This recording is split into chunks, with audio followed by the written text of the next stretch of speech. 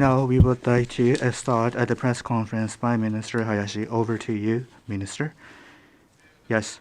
There are two items that I would like to refer to in the beginning. First, on 21st of March in the afternoon, China Eastern Airlines Flight 5735, after departing from Kunming Airport in Yunnan, had crashed into the mountains of the Guangxi-Zhang Autonomous Region.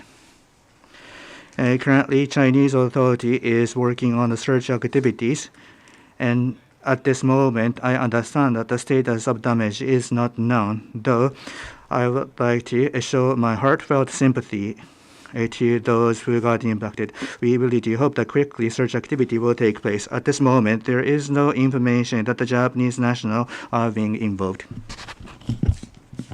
Next,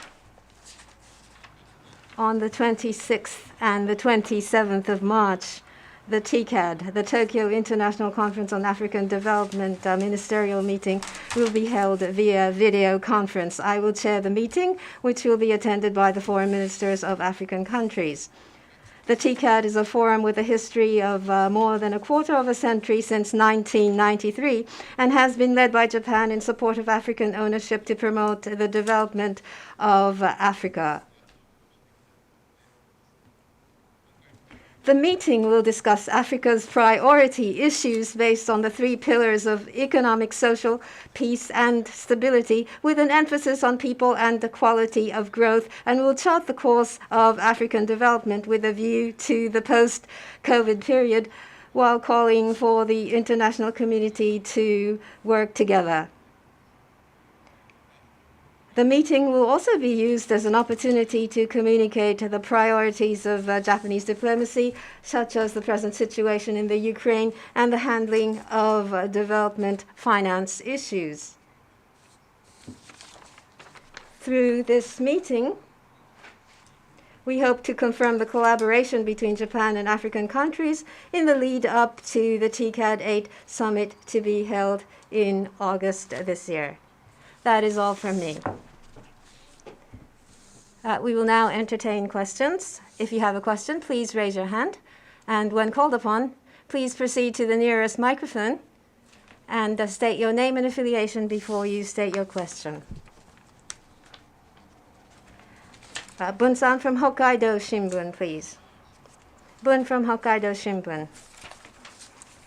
The Russian foreign minister made a statement with regard to the termination and their pullout from the negotiations with regard to the northern territories, and the very severe measures on Russia would not have been imposed if they had not invaded Ukraine. So what is your position on this, please?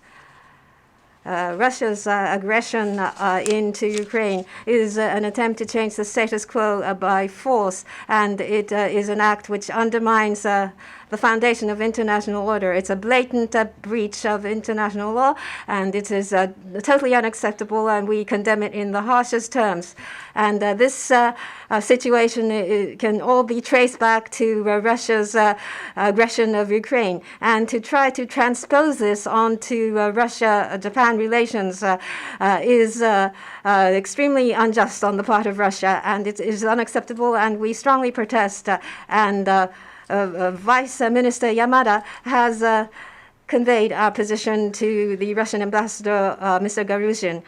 And with regard to Ukraine's aggression, on our part, in order to protect the foundation of international society, we will unite with the international community to take resolute action. Now, Aki-san from NHK, please.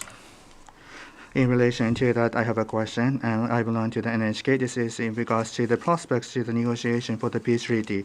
You used to mention that you would not be able to share us the prospect, but against the former residents of the islands, how are you going to announce the future policy? As for the Japanese government to solve the territorial issue and to sign the peace treaty, such basic policy of the diplomacy against Russia is going to be unchanged.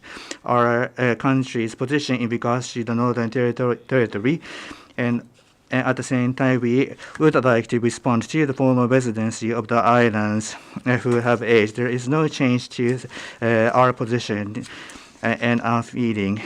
But considering the current situation, I believe that we are not in position to talk about the prospects of the peace treaty negotiation. Hokkaido Shimbun, Bun-san, please. Bun from Hokkaido Shimbun. In response to the statement by Russia, with regard to a peace treaty and exchanges without visas, exchanges of people without visa, these have been the basis of the negotiations. So with regard to sanctions on Russia, what is Japan's position? The situation can all be traced back to Russia's aggression into the Ukraine. As soon as possible, we have to try to put a stop to Russia's aggression so as to make Russia withdraw. On our part, to Russia, we believe it is necessary to take strong sanction measures, and therefore we would like to continue to coordinate with the international society, beginning with the G7, and respond appropriately. Thank you. Next question. Please, Sawai-san from the TV Asahi. Well, my name is Sawai. I belong to the TV Asahi. Well, in the morning, the mayor of Hiroshima and also Nagasaki requested to have President Biden to visit Hiroshima and Nagasaki when he comes to Japan for the Quad meeting. And I believe that such a request will be given to you, the Minister, later. In regards to the current situation of the Ukraine, amidst the current situation, I would like to know the significance of this. Yes. For the international society to have an accurate recognition about the true situation of the radiation exposure, I believe is quite important as a starting point for all sorts of the denuclearization efforts to take place. Against that backdrop, we believe that the visit of such the places by the important people are quite significant. As for the specific days of the visits by the President Biden is not fixed. Therefore, in regards to the visit, currently we would not be able to anything. Other questions, please? No further questions? Bun-san from Hokkaido Shimbun. Bun from Hokkaido Shimbun. With regard to the peace treaty negotiations, up until now, the 2018 Singapore Agreement was the basis for negotiations. Now, denial by Russia to continue negotiations. Is this agreement still the foundation of negotiations, please? On the part of the Japanese government to resolve the territorial issue and to conclude the peace treaty. That is the basic policy with regard to diplomacy vis-à-vis Russia, and this basic policy remains unchanged. With regard to future responses, having said that, we are not in a position to mention anything at this moment. With that, we would like to conclude today's press conference. Thank you very much.